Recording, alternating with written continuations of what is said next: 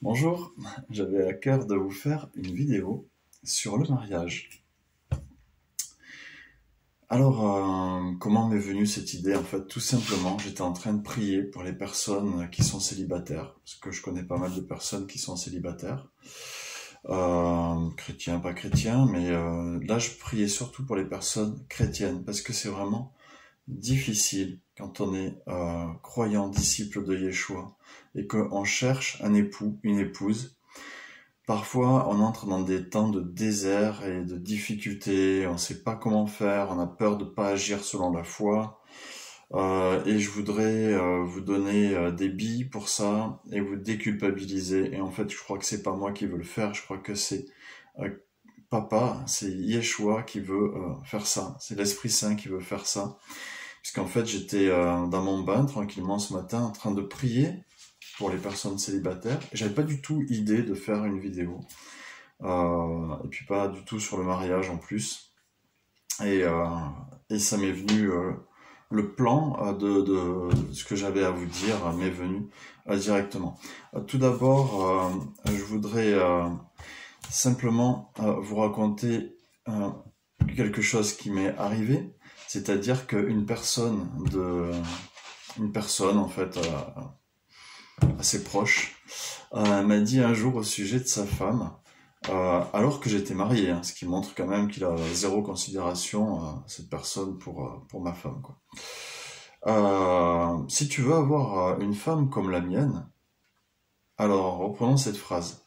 Si tu veux avoir une femme comme la mienne, déjà ça veut dire que cette personne, elle considère que sa femme lui appartient. Ce qui est faux bibliquement, puisque on appartient tous à Papa, on appartient tous à Yeshua. On a été confiés par Papa à Yeshua, donc on lui appartient. Nous sommes ses brebis. Donc on n'appartient pas à notre époux, à notre épouse, et inversement. Et autre chose, si tu veux avoir une femme comme, ça veut dire qu'il l'a sélectionnée. Il l'a sélectionnée comme on sélectionne un morceau de viande au supermarché. Et selon ses critères à lui, hein. Donc il n'y a pas d'amour dans cette histoire. Donc ça c'est assez grave en fait. Comme cette personne, c'est quelqu'un que j'aimerais voir sauvé, j'aimerais voir touché. Ces mots-là qui m'ont été donnés de sa part il y a quelques années, sur cette réflexion-là que cette personne m'a fait, je n'ai pas réagi. Je n'ai pas dit les choses, voilà, tu devrais penser comme ça, là tu penses faux, là c'est vraiment horrible ta façon de penser par rapport à ta femme. Je ne l'ai pas dit. Aujourd'hui, je suis dans une démarche différente vis-à-vis de cette personne, parce que ça fait des années que je suis en contact avec, que je prie pour cette personne, et maintenant l'Esprit Saint me dit d'être assez cash dans mes paroles avec cette personne. Elle me dit oui, cet enfant, je ne l'ai pas fait parce que ceci, cela. Attention, cet enfant, il vient de toi, il t'appartient, c'est toi qui l'as fait. Donc voilà, il y a un temps parfois où l'Esprit Saint, je vais vous déculpabiliser là aussi dans le témoignage, dans la façon de parler aux gens. Il y a un moment où Dieu va vous dire, bah, laisse couler sur cette façon de parler, cette façon de dire, laisse couler, je m'en occupe. Et à un moment, Dieu va dire, maintenant ça suffit. Maintenant, il faut reprendre la personne. Et maintenant, il faut lui dire vraiment les choses. Vous avez établi une relation où tu peux te dire les choses assez cash. Donc ça peut arriver. Des fois, ça va être cash tout de suite. Hein. Ça dépend parfois de la relation avec la personne. Et c'est surtout écouter l'Esprit Saint. Qu'est-ce qu'il veut faire? Aujourd'hui, comment est-ce qu'il veut que je parle? Maintenant, comment est-ce qu'il veut que je parle? C'est pas parce que hier il voulait que je parle comme ça qu'aujourd'hui je dois parler comme ça. Je dois toujours être à son écoute et prêt à renouveler ma façon de faire suivant la sienne. Donc voilà, un jour l'Esprit Saint peut dire stop, mauvaise parole. Revenons sur le sujet. En fait, je vous ai raconté ça parce que ça permet de mettre l'accent sur une chose. C'est-à-dire que le mariage, ce n'est pas sélectionner un produit. Ce n'est pas sélectionner quelqu'un qui va nous plaire selon certains critères. Le mariage, c'est une alliance. Le mariage, c'est une alliance.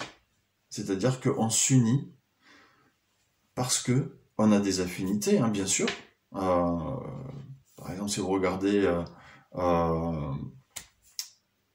Isaac, non pas Isaac, quoique Isaac certainement, il devait être amoureux de Rebecca, hein, mais son fils Jacob et Rachel, donc eux, ils étaient amoureux en fait. Hein, ils s'aimaient. Il y avait de l'amour. Bon, on va en reparler. Hein. Mais voilà, il y a une alliance, il y a un but commun, et cette alliance ne se fait pas n'importe comment. Donc, au sujet de l'alliance, on peut dire que oui, il faut avoir un but. Ça peut être un but, une vision commune, simplement de faire une famille, d'avoir tant d'enfants.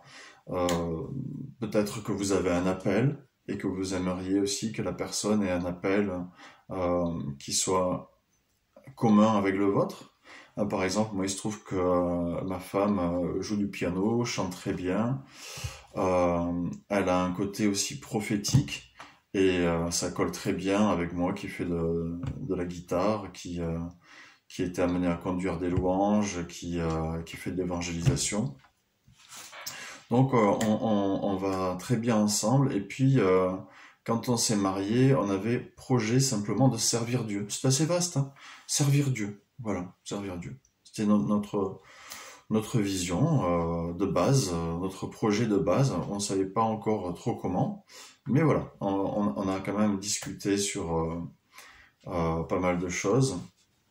Puis c'était le projet. Puis au fur et à mesure de notre vie de couple, Dieu a affiné la vision. Maintenant, c'est faire des églises de maison. Voilà, faire des églises de maison, évangéliser dans ce but-là, enfin ce qu'on appelle des familles spirituelles. Donc, je vais pas trop m'éparpiller dans les choses. Donc voilà, l'important pour moi de vous raconter cette histoire avec cette personne au début, c'est bien de mettre l'accent que le mariage, c'est une alliance. C'est pas pour ne pas être tout seul. Voyez, c'est pas pour sortir de la solitude. Bien sûr que la solitude c'est pesant, c'est difficile, mais en fait sortir de la solitude et ne plus être seul, c'est un des bénéfices de l'alliance du mariage. Ce n'est pas le but du mariage. Le but du mariage, c'est de faire alliance avec quelqu'un avec qui on a une forte affinité, un amour. Et pour la personne, selon 1 Corinthiens 13, selon la façon dont Jésus aime, et aussi parce qu'on veut s'unir avec cette personne dans l'amour de Jésus, parce qu'on a un amour commun pour Jésus.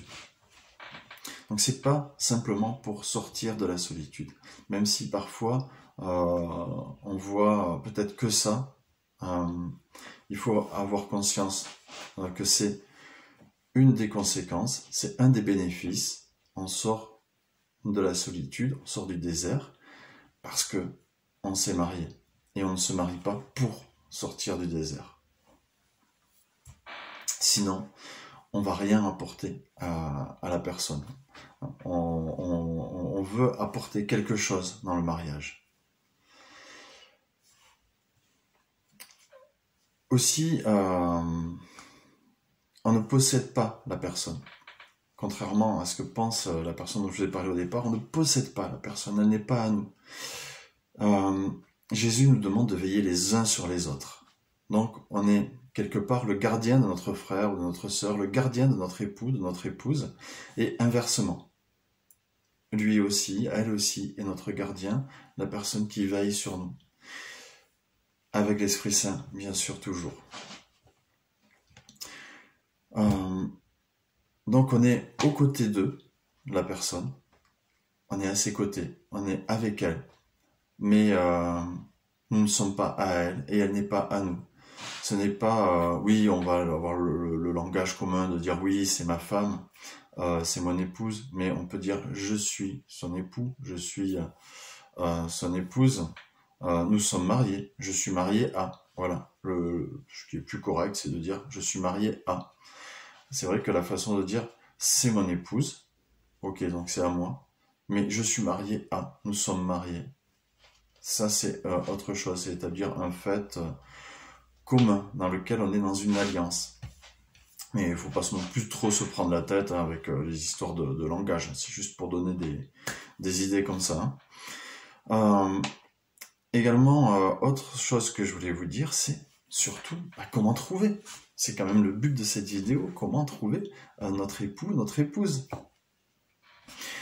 Alors, quand on est chrétien, eh bien, quel est le meilleur endroit pour trouver notre épouse? Donc en fait, pour ça, il faut regarder les exemples bibliques. Les exemples bibliques, je vous en donnerai deux.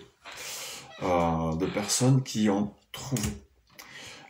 Eh bien, par exemple, Abraham a envoyé son serviteur pour trouver une épouse pour son fils Isaac. Il a envoyé pour trouver une épouse pour son fils Isaac. Le serviteur a prié, puisqu'il dit, mon Dieu a fait, ou l'Éternel, je ne sais plus comment il dit, a fait réussir mon voyage. Puisqu'il a trouvé. Et quand il a amené Rebecca à Isaac, Isaac a accepté tout de suite cette épouse. Certainement, il est tombé amoureux. Certainement, il a eu la révélation que c'était effectivement sa femme. Et inversement. C'était certainement clair dans leur cœur. Tout ça n'est pas raconté, c'est plus raconté pour... on le ressent plus dans l'histoire de Jacob et Rachel. Jacob aussi part dans sa famille. Il part aussi dans sa famille. Abraham, quand il envoie son serviteur pour chercher une femme pour Isaac, c'est dans sa famille.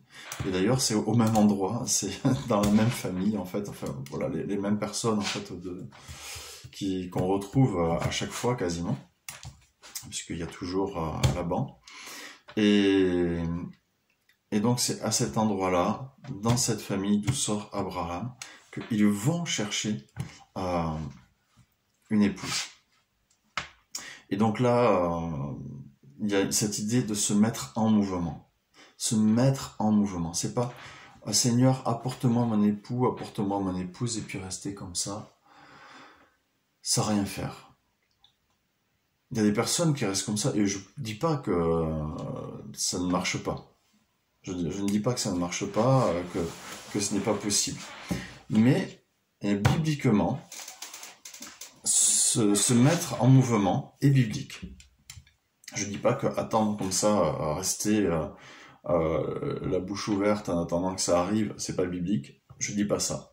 Ce que je dis, c'est que se mettre en mouvement, c'est biblique. Alors, comment se mettre en mouvement et où? Eh bien, on voit dans les deux exemples bibliques que les personnes se mettent en mouvement vers leur famille. Alors, je te dis pas d'aller chercher ta cousine, hein, pas de consanguinité, mais ce que je te dis, c'est vers ta famille de foi. Donc, ta famille de foi, ça va être ta famille de la foi en Abraham. Donc, tu vas aller chercher parmi les chrétiens, les chrétiennes. Alors, comment? À l'époque, ils allaient à pied, hein. Ils allaient à pied, ils prenaient des chameaux, etc. Aujourd'hui, tu vas pas faire ça. Tu vas pas prendre ton chameau. D'abord, ton chameau, tu vas le payer cher, et puis je sais pas si tu vas en trouver ici, et puis ça va, voilà. Donc bon, mais et puis tu vas partir à l'aventure. On sait pas où, mais tu peux demander à Jésus de te montrer, hein. Donc ça c'est comme ça. Hein. Si tu crois que Jésus est vivant, il parle. Mais ça peut être aussi, puisque aujourd'hui il y a d'autres moyens. Avant on voyageait comme ça, à pied. Aujourd'hui on peut voyager vers une personne avec Internet, tout simplement. Donc tu peux aller, peut-être il va y avoir des rencontres organisées dans des églises ou des choses comme ça. C'est pas mauvais. Si tu as la paix avec ça, c'est pas mauvais. Par contre, tu vas pas à l'église le dimanche matin pour chercher une épouse. Tu y vas pour le culte, bien sûr. Après, tu peux nouer des relations avec des personnes, discuter avec des personnes, ça peut arriver comme ça. Moi, c'est comme ça que ça s'est passé pour ma femme et moi. Je cherchais pas. Il y avait des personnes qui me cherchaient, mais voilà, c'était pas Pour moi, c'était pas ça. C'était, oui, cette personne, elle pourrait être super, tu vois, mais je sentais pas que il y avait telle chose. Puis un jour, ma femme est arrivée dans l'église. J'ai su que c'était ma femme. Et elle a su que j'étais son mari.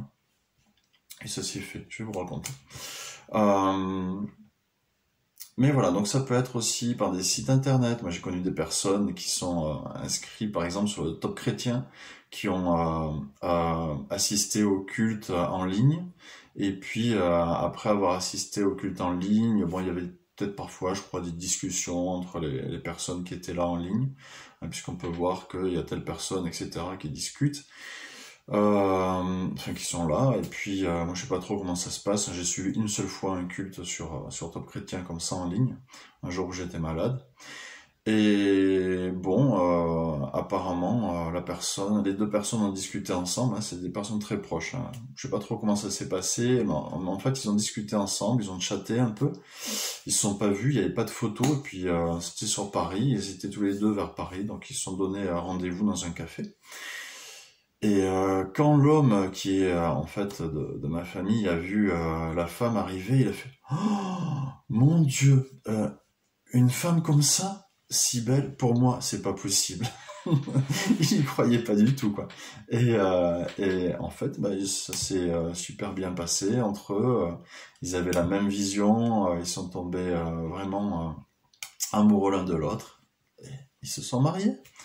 On en connaît d'autres avec ma femme, des frères et sœurs qui se sont mariés suite à s'être rencontrés sur des sites de rencontres chrétiens ou des agences matrimoniales chrétiennes. Oui, oui, il faut pas hésiter. Regarde aujourd'hui, quand tu envoies, tu n'envoies plus quasiment de courrier, tu n'envoies quasiment plus de courrier écrit, hein, pour la plupart. Tu envoies des mails, tu envoies des SMS. Donc, tu peux utiliser aussi les moyens modernes dans ces choses-là. Mais vers ta famille. Tu te mets en mouvement vers ta famille. Donc, en fait, quand tu fais ça, à savoir que Satan peut mettre aussi son grain de sel. Quand tu te mets en mouvement, que tu vas chercher ton époux, ton épouse, et Satan, il veut pas que tu aies ta bénédiction. Et il veut pas que tu sois une bénédiction pour ce futur époux ou cette future épouse. Ah, ça l'arrange pas du tout. Il veut que vous restiez dans la solitude.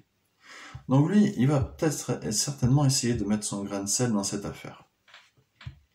À l'époque d'Abraham, Isaac, Jacob, la culture permettait d'avoir 2 femmes, 3, 4. Pas 3, 4 maris, hein, non, non. Mais 3, 4 femmes, ça c'était... Il n'y a pas de problème. Alors, c'est un petit peu comme ça, je pense que Jacob s'est retrouvé marié avec Léa. Ceci dit, Dieu a béni cette situation. Il a rattrapé les choses et puis il a permis que Léa soit une bénédiction aussi, hein, pour Israël. Donc comment faire, parce qu'aujourd'hui, ben, tu vas pas te marier avec 2 femmes, ni 3.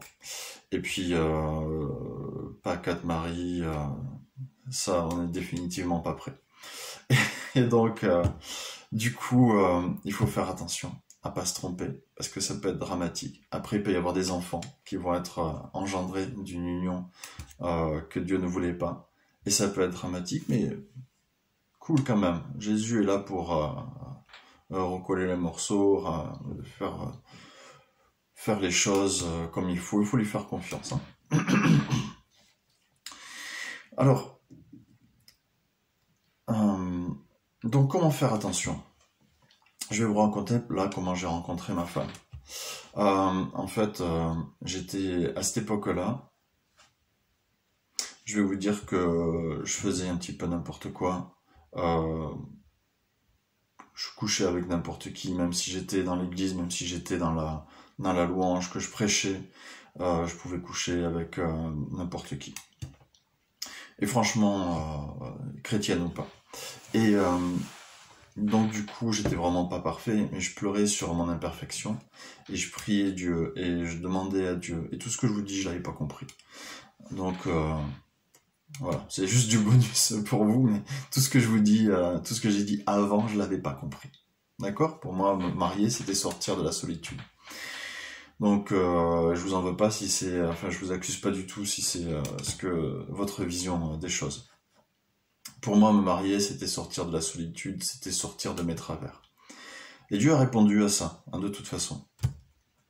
Papa est bon pour ses enfants. Et donc,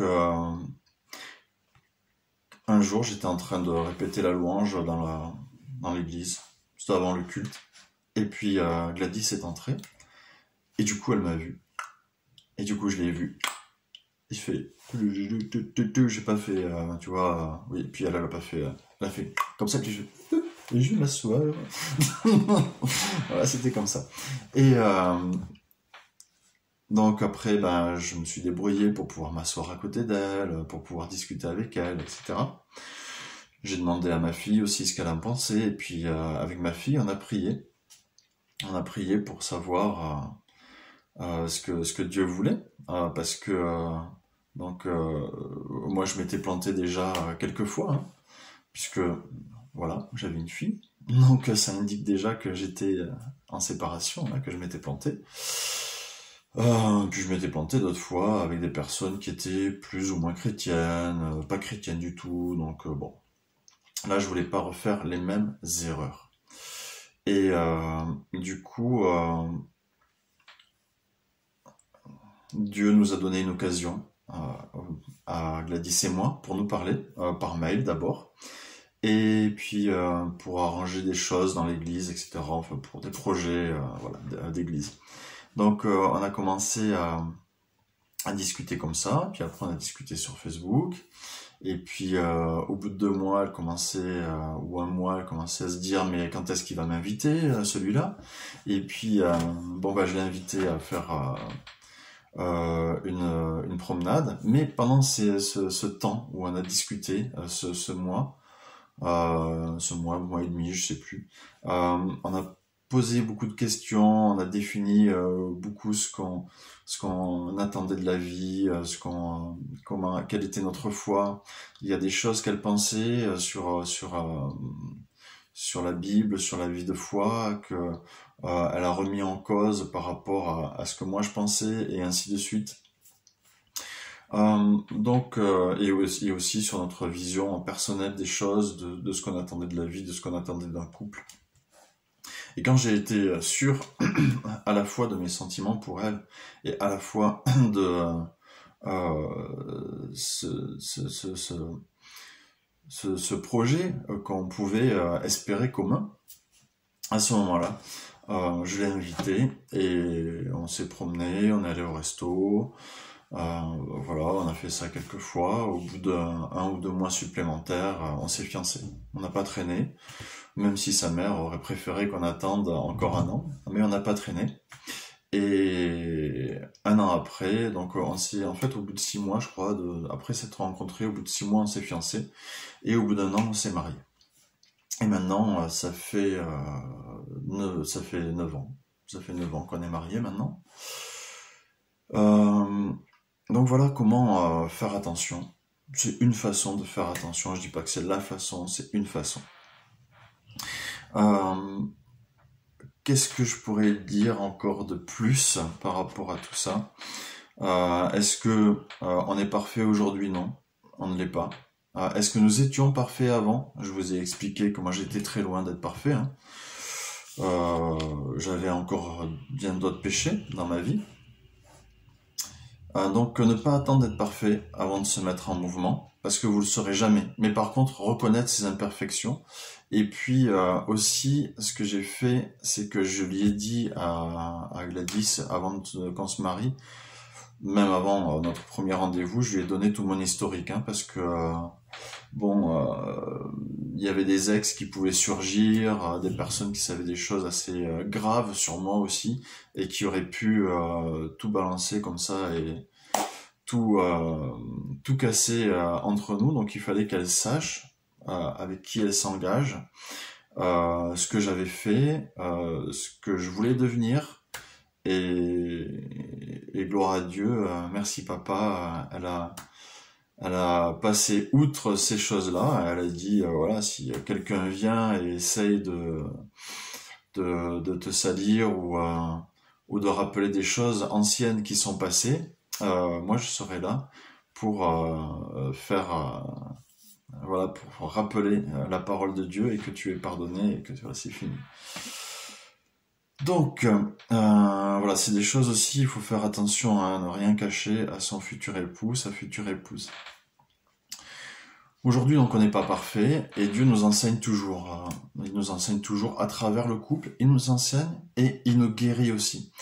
Parfois, je vais pas faire une chose qui est pas correcte ou dire une chose qui est pas correcte vis-à-vis d'elle. Et du coup, papa va me le montrer. Et puis, je vais pouvoir avancer aussi comme ça, hein. Et puis, elle aussi, ça va être la même chose.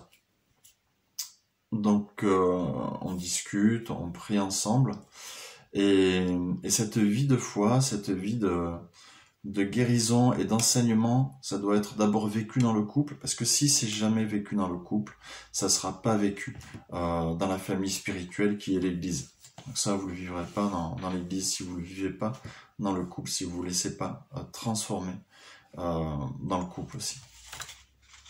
Alors pour conclure tout ça, cette vidéo était un peu longue. Ce que je voudrais rappeler, c'est qu'il ne faut pas attendre d'être parfait pour se mettre en mouvement. N'attendez pas d'être parfait, vous ne le serez jamais, mais ne cachez pas vos imperfections. Au contraire, parce que l'autre a des forces, l'autre a des dons et un appel de papa pour justement vous aider à changer, à avancer. Et vous aussi, vous avez cela pour l'autre personne. Se mettre en mouvement et prier que papa fasse réussir votre voyage. Une troisième chose, c'est être ouvert d'esprit sur les moyens à utiliser. Comme je vous ai dit autrefois, c'était à pied. Aujourd'hui, il y a Internet, il y a les agences matrimoniales. Avant, il y avait les courriers écrits. Et maintenant, il y a les mails, les SMS que vous utilisez. Donc, soyez ouverts. Si vous êtes ouverts pour certaines choses, pourquoi ne pas l'être pour tout aussi. Rappelez-vous l'importance de l'alliance. Bien vérifier que nous avions le même Dieu, le même Père céleste, la même foi, et définir un but commun. Ça peut être tout simplement avoir une famille où on va élever les enfants de façon chrétienne. Ça peut être simplement servir Dieu en se laissant guider. Ça peut être un projet plus poussé, plus abouti, que Dieu vous montrera. Et dernière chose, c'est surtout ne pas se forcer. Par exemple, en se disant, ouais, cette personne, elle serait super. Cette personne, elle est intéressée par moi. Je l'aime pas forcément, j'ai pas d'amour spécifique pour cette personne, mais ça viendra. Ça viendra peut-être, ou ça viendra peut-être pas, mais en tout cas, ça serait super d'être marié avec cette personne, parce que c'est une super évangéliste, une super louangeuse, ou nanana. Et donc, ça me fait mousser d'être avec elle. Par exemple. Surtout pas faire ça. Ne pas se forcer, parce que voilà, on se dirait que ce serait bien ou que ce serait mieux que rien ou quoi que ce soit. Il faut aimer la personne selon 1 Corinthiens 13, selon 1 Corinthiens 13, je vais y arriver.